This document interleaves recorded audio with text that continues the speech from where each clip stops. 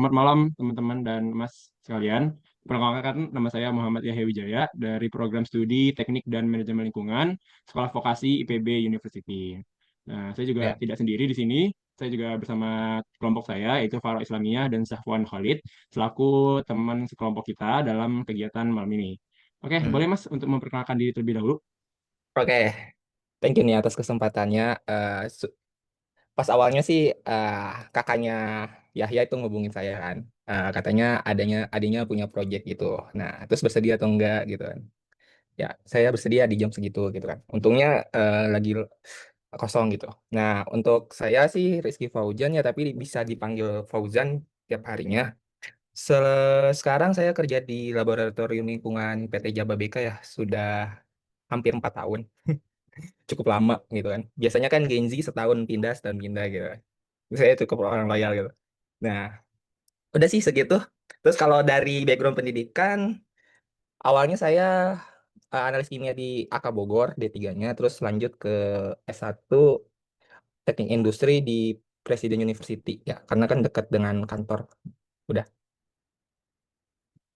Oke, terima kasih Mas atas perkenalannya. Kalau gitu kita langsung aja agar kita mengefisiensi waktu ya. Kita langsung aja ke Iya, boleh, boleh. pertanyaannya.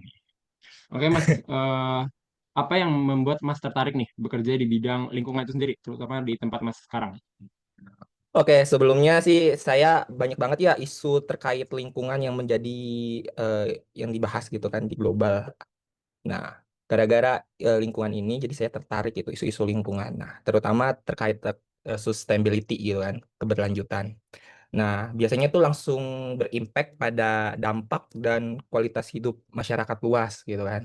Ketika kita tahu pengujiannya di lingkungan itu seperti apa gitu kan, kita jadi bisa mengontrol gitu. Kalau pemantauan lingkungan di area tersebut itu eh, sehat, tidak sehat. Nah, kalau dari pemantauan lingkungan sendiri, itu ada yang namanya A- AQI. Jadi AQI itu adalah Air Quality Index, di mana untuk kualitas udara itu bisa dipantau gitu, sehat dan tidak sehatnya. Biasanya itu ada pembagiannya. Zona hijau itu biasanya sehat, terus ada zona kuning itu cukup. Nah, kalau zona merah itu bahaya gitu kan. Nah, biasanya itu sering diupdate juga sama BMKG gitu kan. Tapi untuk BMKG kan dia lembaga pemerintahan. Nah, biasanya lembaga pemerintahan itu update setiap triwulan ya, 3 bulan sekali. Nah, untuk di eh, PT Jababeka sendiri ini tergantung permintaan tenan gitu. Gitu sih. Jadi tertariknya karena isu lingkungan. Oke, emang banyak sih Mas isu lingkungan belakangan ini ya. Lama kami Ya. sebagai anak teknik lingkungan ya biasanya setiap hari kalau udah masuk kelas yang dibahas pasti isu lingkungan dan lagi-lagi lingkungan gitu. Kali kami Betul. Mm-mm. belakangan ini fokusnya pada manajemen persampahan tentunya. Seperti Mas tahu lah Hmm. sampah di Indonesia seperti apa. Jadi itu Mm-mm. menjadi salah satu isu yang sangat Iya. berat lah di Indonesia sendiri. Oke, Sampah Mas. sampah itu bisa di Betul, biodegradable juga kan, menurut 3R betul, betul, reuse recycle gitu. betul, Itu betul, bisa betul, jadi uang juga gitu kalau misalkan kita bisa mengelolanya gitu, manfaatkan. betul, Mas, betul, betul. Kadang juga kami proyeknya emang langsung ke TPS kan untuk melakukan beberapa proyek atau sekedar observasi gitu. Kita memang disuruhnya langsung ke TPS gitu. Iya. Betul. Oke, Mas, ke pertanyaan berikutnya. Apa posisi dan tugas Mas di pekerjaan Mas yang Mas emban saat ini? Iya. Bener ya, ada adik saya. Aku lagi ini keluar dulu ya. Bentar ya. Sorry, ada adik saya. Oke, Mas. Untuk apa tadi? Tugas ya? Tugas Posisi dan tugas di oh, pekerjaan posisi Mas sama saat ini. tugas. Untuk posisi sekarang di senior analis, tapi jadi megang QA QC ya kan. Untuk pekerjaan cukup banyak ya untuk senior tuh, jadi bisa melakukan verifikasi, validasi, terus membuat estimasi ketidakpastian, mengikuti audit internasi, analis QA sama analis QC juga gitu. Untuk laboratoriumnya, untuk testingnya udah enggak karena kan udah bagian reporting gitu kan. Sebelumnya analisa juga. Sebelumnya analisa rutin itu kalau kalian tahu ada WWTP kan. Nah, itu biasanya air limbah. Terus ada analisa juga air bersih. Nah, itu WTP gitu kan. Itu rutinannya dulu. Terus ada juga analisa udara gitu kan.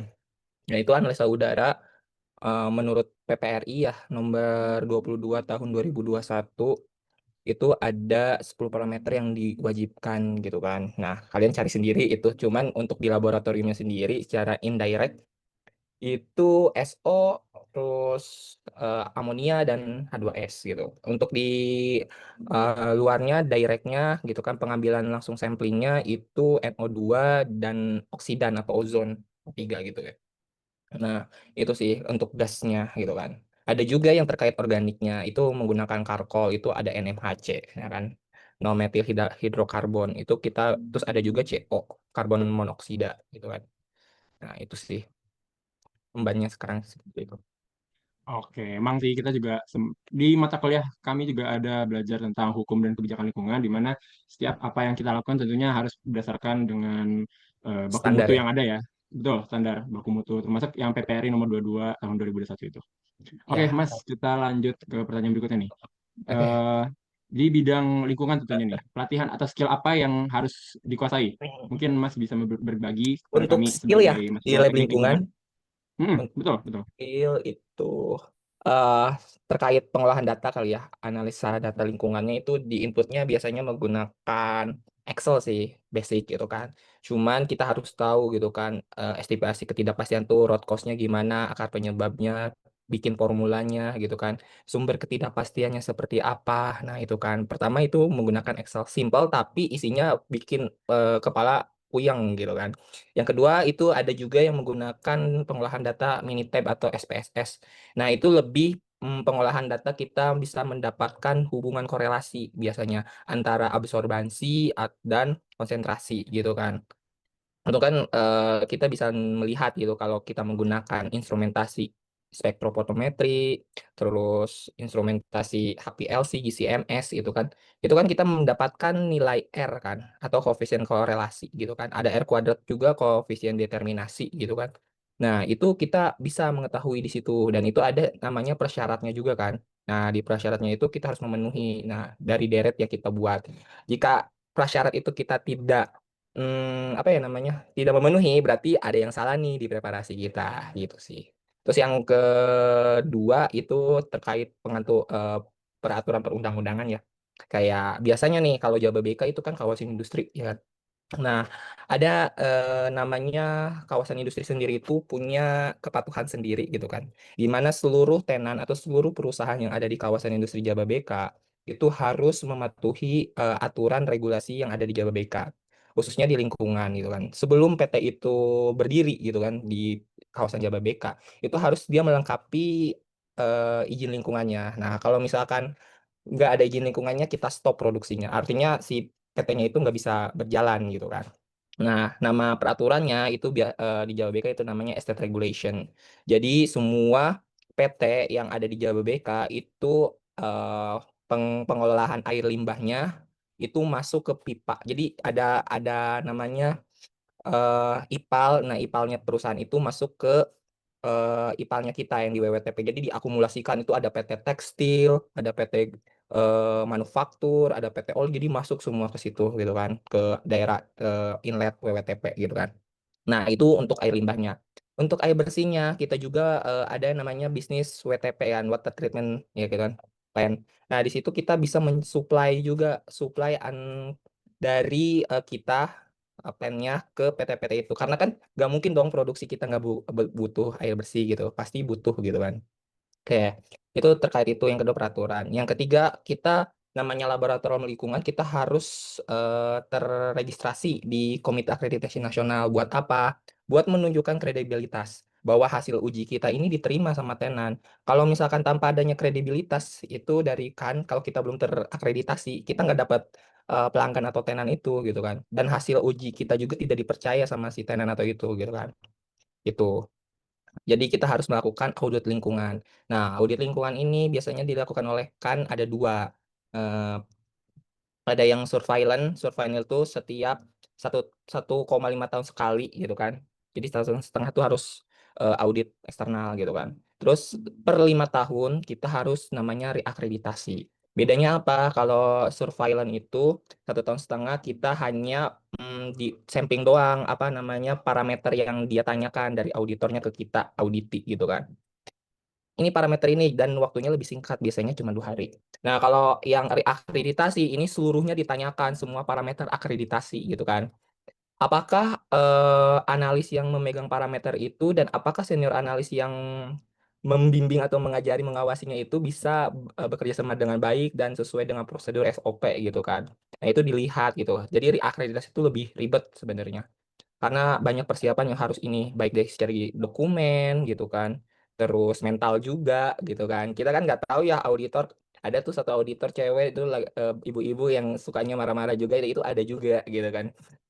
Dan itu tergantung kita menyikapinya gimana. Dan kita kalau namanya audit itu kita nggak boleh baca SOP. Jadi langsung kayak ujian itu, ujian lisan. Kalian pasti pernah lah ujian lisan kayak gitu. Atau enggak tiba-tiba ditanya sebelum masuk praktek gitu. Nah, itu seperti itulah.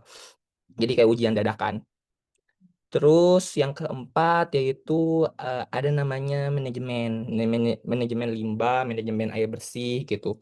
Nah, ini manajemen limbah dan manajemen air bersih ini dimonopoli sama Jababeka sendiri karena kan Jababeka punya hak ya untuk mengelola kawasan industri gitu kan. Baik air limbahnya masuk ke kita gitu kan untuk dikelola, terus kita supaya juga air bersihnya gitu kan. Jadi manajemen juga penting gitu. Nah, karena kita kan ini bergeraknya di bidang real estate ya, jadi kawasan industri itu, kita ini harus juga memiliki soft skill yang kelima gitu. Yang pertama tentu komunikasi gitu kan. Ketika ada komplain gitu kan dari pelanggan nih, dari pelanggan, kok hasil uji saya jelek ya gitu kan. Nah, itu kita harus bisa menerima komplainan itu. Nah, bagaimana cara kita menyelesaikan masalahnya itu menggunakan ketelusuran data. Nah, biasanya ketelusuran data itu dilakukan oleh analis, dia bekerjanya sesuai SOP enggak gitu. Kalau mereka bekerjanya sesuai SOP, berarti ketika ada komplain mereka siap untuk ditanyakan dan siap mempertanggungjawabkan gitu kan hasil uji itu. Nah, yang satu komunikasi. Yang kedua masalah negosiasi. Nah, negosiasi ini tentu perlu banget gitu kan untuk menentukan harga jual gitu kan. Kawasan Jababeka itu ada dua opsi sebenarnya. Untuk yang airnya itu dia dimonopoli, tapi untuk yang udaranya ini bisa milih gitu, milih label lingkungan mana yang mau di ini. Biasanya perusahaan yang baru berdiri gitu kan, itu harus menggunakan jasanya Jababeka lingkungan. Tapi kalau perusahaan yang udah 2 tahun, 3 tahun untuk membuat dokumen lingkungan gitu kan, itu dia bisa milih gitu kan. Karena dari segi harga, jujur, Jababeka tuh lebih mahal dibanding yang lain gitu kan. Nah, jadi pemilihan harga dari segi tenan juga ini negosiasi cukup penting. Nah, ini biasanya negosiasi ini bagian marketing gitu kan. Yang kedua, ini masalah penulisan laporan teknis. Nah, biasanya banyak penulisan laporan teknis yang tidak sesuai dengan regulasi, terus kepatuhan kita sesuai perundang-undangan itu nggak ada. Jadi kayak hasil uji terus dibandingin sama baku mutu. Nah, harusnya itu di keterangannya dikasih regulasinya apa, terus kita laboratorium terakreditasi gimana, disahkannya itu menggunakan barcode. Ketika barcode-nya itu ditelusuri sah gitu. Sah itu artinya benar gitu masuk ke hasil uji gitu kan. Jadi artinya valid gitu hasil itunya. Eh kalau untuk pelatihan nama skillnya, pelatihan ya. Pelatihannya banyak sih, tapi yang basicnya kalian harus paham ISO 17025 2017.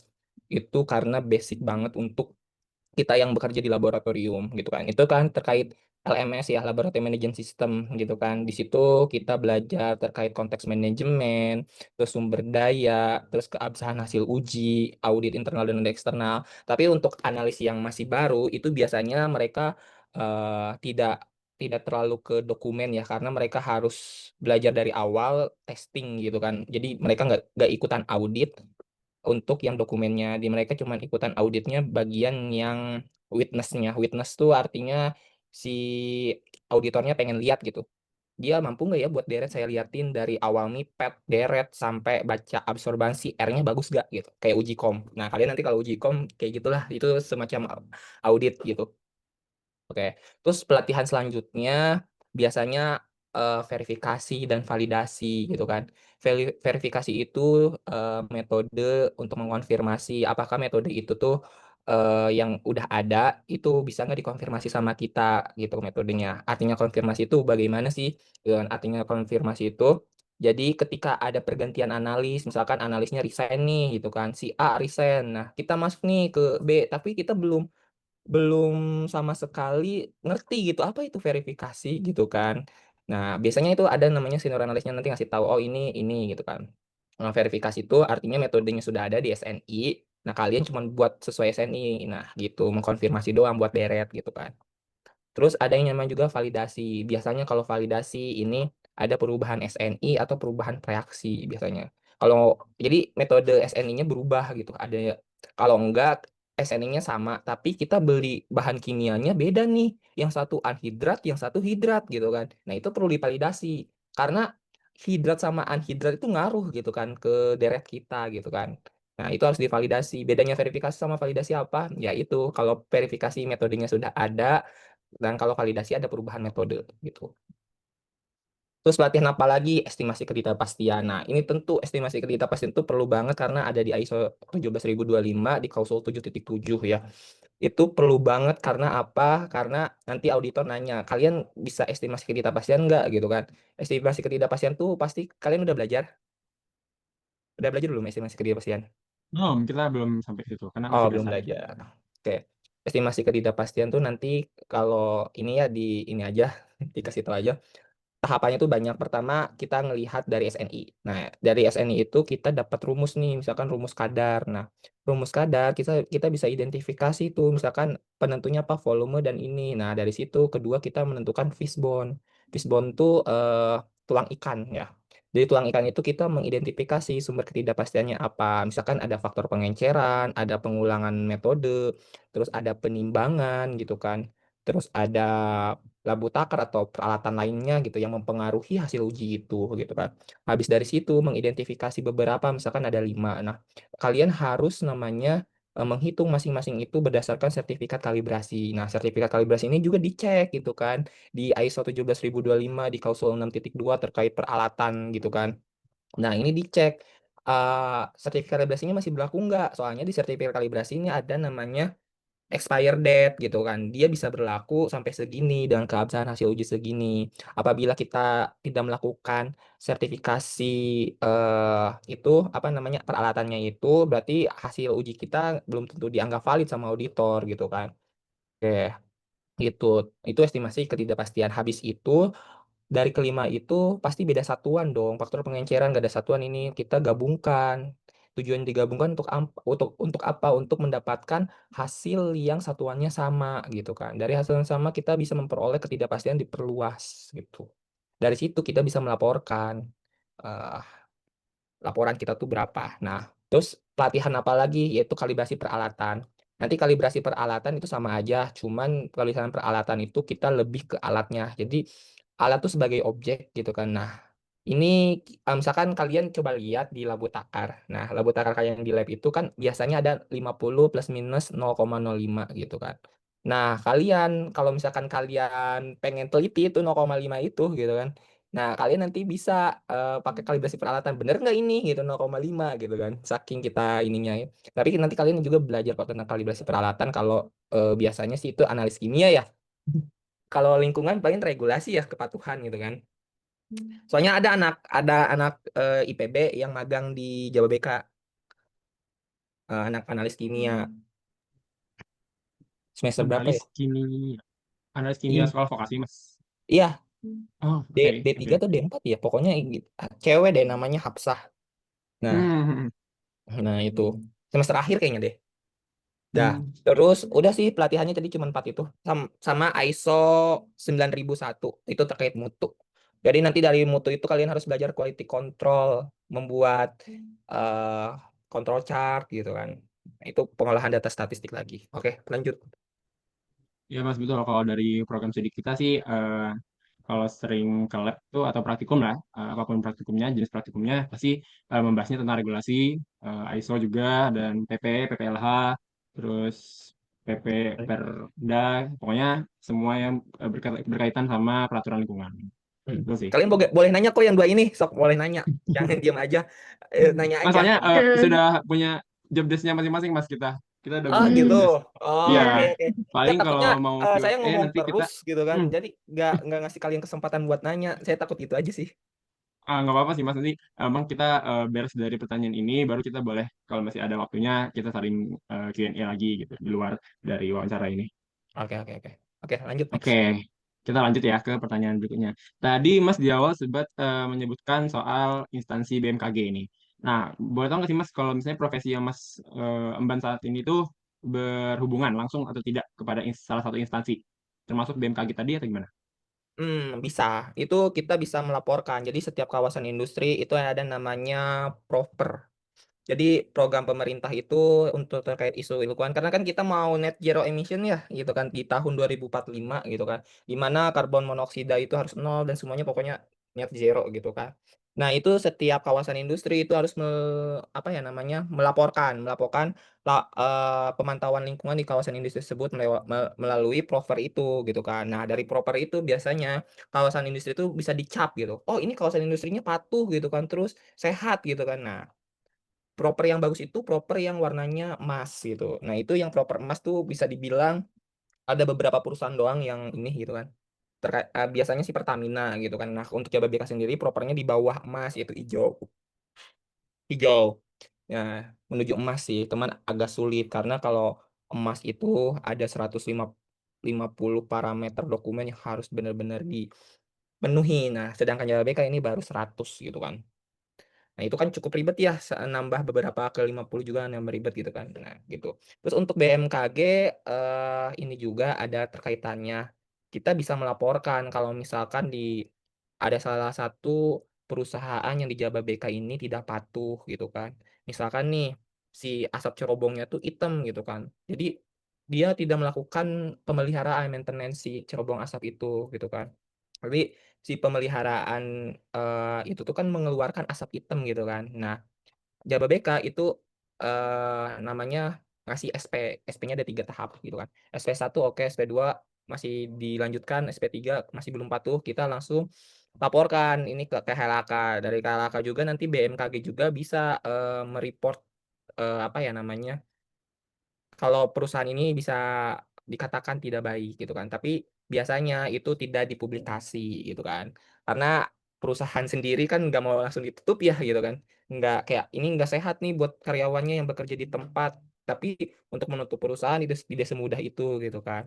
Jadi ada beberapa tahapan yang perusahaan itu. Nah, ketika udah ditegur sama KLHK, orang DLH, Dinas Lingkungan Hidup. Nah, itu mereka harus patuh karena kalau kalau tidak patuh itu sebabnya nanti bisa dihentikan produksi paksa gitu. Terus berhubungan juga sama kita sama perusahaan sertifikasi, lembaga sertifikasi kalibrasi peralatan. Jadi kita nggak bisa mengkalibrasi sendiri. Jadi kita punya penyelia kalibrasi sendiri. Itu baik peralatan, baik instrumentasi gitu kan. Yang sesuai dengan kebutuhan kita gitu kan. Banyak penyelia kalibrasi dan ini tapi kalau tidak sesuai dengan kebutuhan kita buat apa gitu.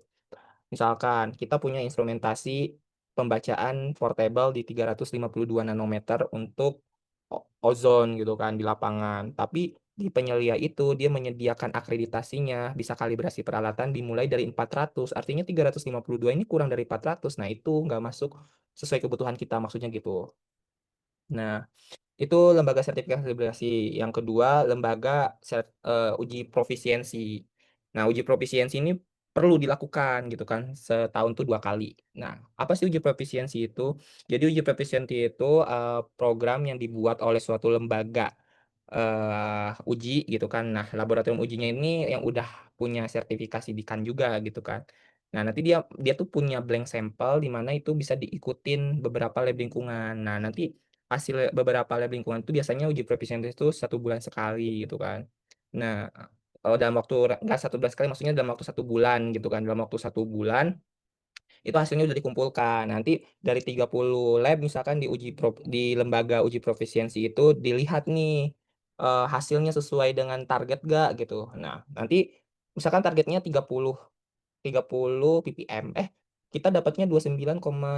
Nah, kita dilihat tuh dari beberapa itu di rata-rata dapat nilai jet score. Jet score yang di lebih dari 2% itu dikatakan outlier. Outlier tuh artinya hasil tidak memuaskan gitu kan. Kalau kita misalkan ini berarti kalau uji profisiensinya tidak memuaskan buat apa? Berarti ada yang salah tuh. Dan misalkan dari alatnya yang tidak terkalibrasi atau dari orangnya gitu kan, yang tidak kompeten gitu kan, itu bisa juga gitu kan.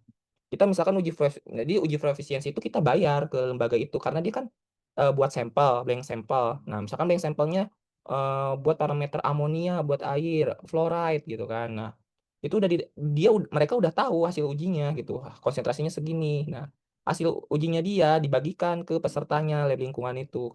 Kalau lab lingkungannya yang bagus ya mendekati hasil uji mereka gitu.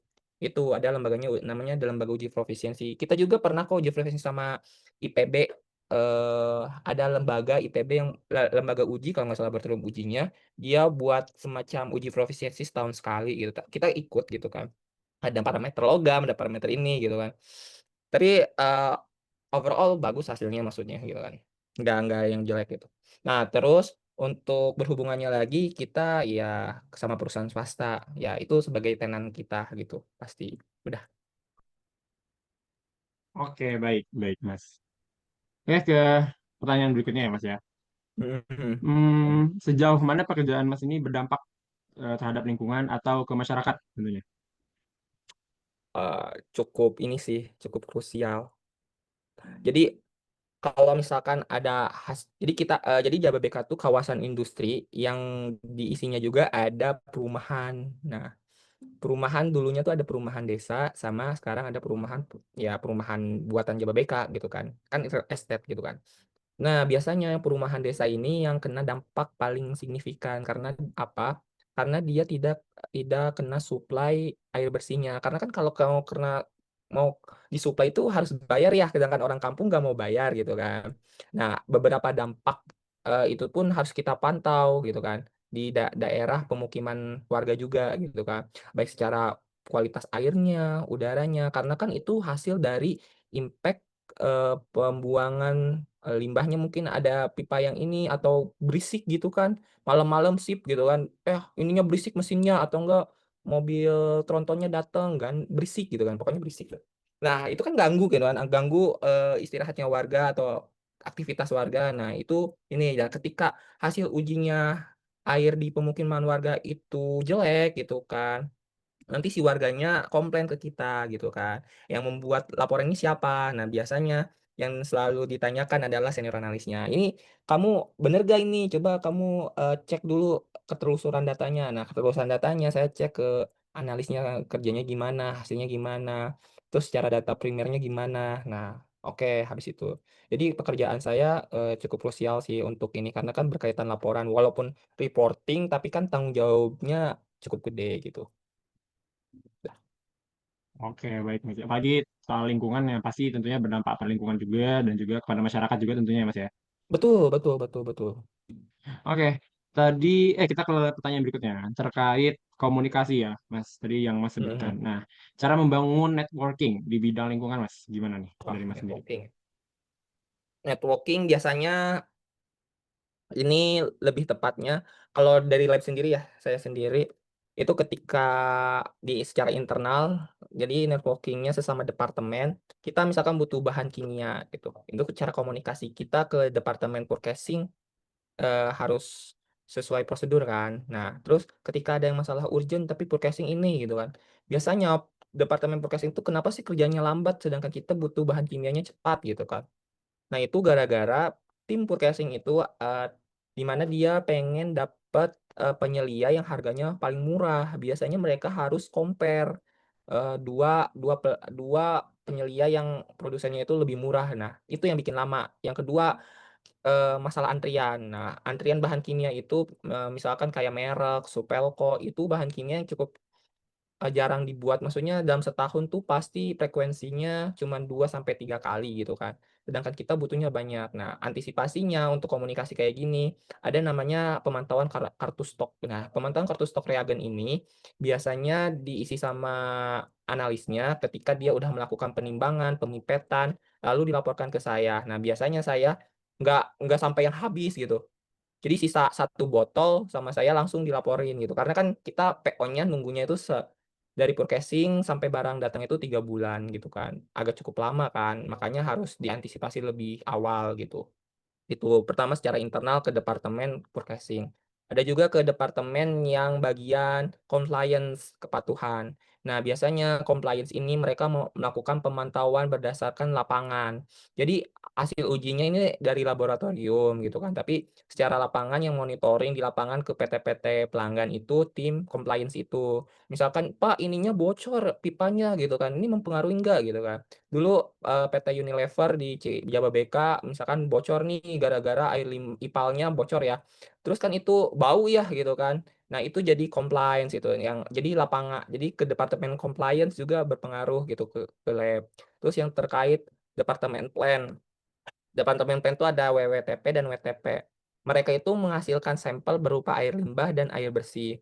Jadi untuk hasil ujinya itu digantungkan ke lab. Jadi ini hasil ujinya secara internal gitu kan. Nanti laporan hasil ujinya dikirim. Nah, gitu. Setiap hari itu dipantaunya. Terus ada namanya sama departemen HSE, itu terkait K3-nya bagaimana. Ada departemen HCM, Human Capital, itu sumber dayanya apa aja yang dibutuhin pelatihannya bagaimana, gitu kan. Banyak yang secara internal. Nah, terus yang secara eksternalnya membangun networking-nya itu ya dengan cara biasanya sih ini sih, nanyain kabar, terus terus orang mana gitu kan. Jadi kayak SKSD sih, tapi kalau berhubungan sama bapak-bapak nggak kayak Gen Z ya gitu kan. "Ih, apaan sih lu SKSD banget," gitu. Kalau bahas sama bapak-bapak jadi kayak have fun gitu. Walaupun kita Gen Z, tapi kita kan butuh ya gitu kan, apa namanya, pelanggan gitu. Sedangkan bapaknya itu baby boomers gitu kan. Nah, itu cara komunikasinya emang agak sedikit beda gitu kan, tapi mereka humble juga gitu ke kita gitu. Jadi ya kayak SKSD aja gitu untuk cara networking ke tenan pelanggan itu, gitu. Terus untuk ke masyarakat, biasanya masyarakat enggak yang seanarkis ini ya, maksudnya enggak yang demo ke PT Jababeka gitu kan, enggak gitu. Tapi ada biasanya perwakilan. Nah, biasanya perwakilan RW atau RT langsung datang ke lab gitu, atau enggak datang ke departemen compliance dulu gitu kan. Jadi mereka menghubungi, baru mau ke lab, hasil ujinya bener nggak. Terus kan dari lab itu sendiri kita punya bukti ya, bukti berupa sampel gitu. Kalau misalkan, kok hasil di sini keruh, emang PT ininya sampelnya keruh kok masih saya simpan di tempat penyimpanan di Mentori. Jadi bisa dibuktikan gitu secara real time. Oke, itu aja. Lanjut. Oke, berarti maupun itu ke internal atau eksternal, penting untuk membangun networking yang baik ya, Mas. Lagi Iya, tentunya ke betul. masyarakat juga. Benar, benar, benar. Oke, nah ini untuk last question kita nih. Menurut Mas nih, peluang kerja di bidang ini tuh ke depannya seperti apa? Alah, menurut, oh, peluang kerjanya sekarang kan kita mau menuju energi bersih ya, gitu kan. Net zero emission gitu di 2045. Tentu banyak banget peluang gitu kan sebagai environment engineer gitu kan. Baik baik bisa jadi HSE, bisa jadi K3-nya gitu kan di bagian produksinya. Kan HSE itu nggak di lapangan doang kan. Ada namanya HSE officer juga kan. Ya. Biasanya HSE officer tuh bagian regulasi sih. Kalau HSE lapangan dia bagian pengontrolan lapangan gitu. Untuk prospeknya menjanjikan sih, karena kan ini bukan isu Indonesia doang ya, isu global gitu kan. Karena ketika kita naik suhunya 2 derajat per tahun, itu menjadi suatu dampak lingkungan yang besar karena kan kita jadi panas, jadi ini. Jadi tentang keberlangsungan hidup manusia banyak juga kayak berdampak gitu. Nah, jadi untuk kedepannya perusahaan itu dipaksa untuk ramah lingkungan, energinya terbarukan, semakin bersih, semakin berkembang gitu kan. Jadi nantinya regulasi pemerintah terkait lingkungan ini lebih ketat gitu di 2045 untuk mencapai net zero emission gitu. Jadi potensinya besar. Nah, terus kalian juga bisa, nggak jadi engineer di lapangan atau HSE gitu, bisa kalian jadi ahli lingkungan, atau jadi lab analisnya, atau enggak jadi auditor lingkungannya, atau enggak jadi konsultan ESG. Ada juga spesialis energi bersih juga ke depannya, gitu. Jadi semakin tahun di 2040, 2045 itu Indonesia menurut net zero emission juga gitu kan. Jadi semakin cerah lah untuk prospek ke depannya, Kita gitu. berharap Indonesia akan tetap akan bisa Iya, eh, iya, iya. apa namanya menangi net zero emission itu ya Mas ya. Oke, oke. Tapi boleh nanya nggak? Boleh, Mas, Ke silakan. semua, ke kalian semua. Boleh. Kenapa kalian Boleh. milih teknik lingkungan? Apakah dipaksa orang tua atau keinginan sendiri atau kalian udah visioner nih? Oh, kerja lingkungan tuh kayak gini gitu. Atau gimana? Saya mau persilakan teman saya untuk jawab dulu. Oke, lanjut. Sok. Siapa? Mia, Mia mau jawab duluan. Siapa namanya? Oke, Holid. kalau dari aku ya Mas, aku itu waktu itu ambil teknik lingkungan gara-gara emang udah ngelihat prospek kerja aja sih. Kayak kan lingkungan itu kan kayak berkaitan selalu dengan sebuah perusahaan-perusahaan kan. Di Hmm. perusahaan-perusahaan itu tuh kayak pasti ada aspek lingkungan. Nah, Hmm. jadi kayak aku melihat prospek kerjanya tuh ada banyak di situ, terus ngelihat lagi juga lingkungan banget gitu. Jadi aku memilih teknik lingkungan. Hmm. Itu kalau dari aku. Oke. Berarti udah visioner ya gitu kan. Dari SMA udah visioner banget gitu, udah pengen masuk lingkungan, keren. Oke. Lanjut. Kalau dari saya sendiri sih Kak, karena saya tuh tertarik sama isu lingkungan yang ada gitu Kak. Terus juga melihat kan ayahku juga kerja di bagian lingkungan juga Kak. Jadi kayak tertarik juga gitu, pengen di lingkungan gitu. Hmm. Gitu sih Kak. Ini ada ketertarikan sama profesi ayah ya gitu kan. Jadi Iya, bagus betul juga Kak. gitu. Berarti ayahnya cukup menginfluence anaknya gitu. Benar. Oke, oke. Oke. Kalau dari saya sendiri, Ya. sebenarnya apa ya, sebelum masuk perkuliahan yang ini, emang Ya. kan kalau di tingkat satunya kita masih PKU ya, maksudnya masih SMA tapi kelas 13-nya gitu. Ya, Jadi masih ha. mata kuliah yang cukup umum. Cuman nggak semuanya umum karena kita udah ada beberapa matkul yang udah terjun langsung ke bidang lingkungannya. Kalau saya sendiri emang melek soal lingkungan ini pas perkuliahan sih, emang baru-baru perkuliahan. Maksudnya emang sebelumnya, sebelum masuk perkuliahan ini tuh emang nggak concern ke environment, concernnya Hmm. ke bidang lain. Cuman setelah menjalani kehidupan di teknik lingkungan ini, semakin terbuka aja sih wawasannya kayak, oh ternyata lingkungan kita nggak sebaik yang dikira ya gitu.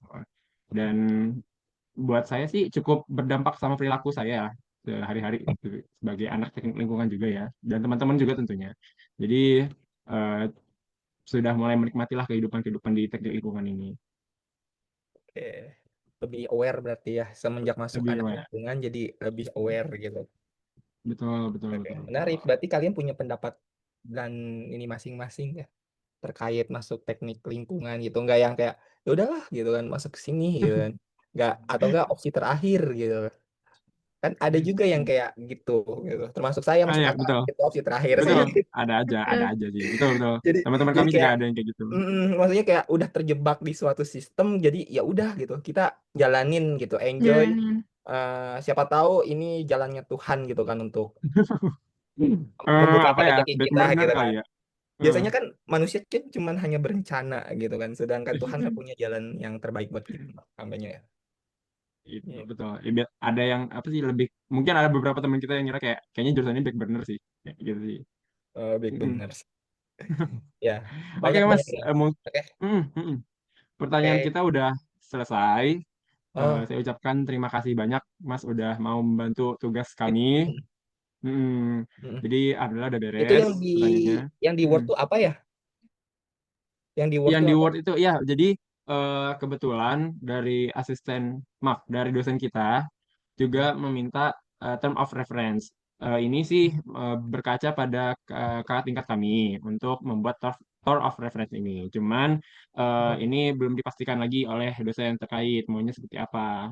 Nah, dari kakak tingkat kita juga membuat ini. Jadi kita kayak udah punya pegangan lah gitu, Mas. Karena tugasnya baru hanya untuk mewawancarai saja, belum ada soal ini. Tapi kita at least sudah punya pegangan gitu. Oke, oke, oke. Gitu. Gitu sih, Mas. Mungkin dari sesi pertanyaan terakhir tadi sudah menutup kegiatan kita malam ini. Terima Ya, kasih ya. Mas sudah mau membantu tugas kami tentunya. Iya. Mohon maaf jika dari kami ada salah kata atau perkataan yang menyinggung perasaan Mas sengaja atau tidak sengaja. Gitu. Hmm. Oke.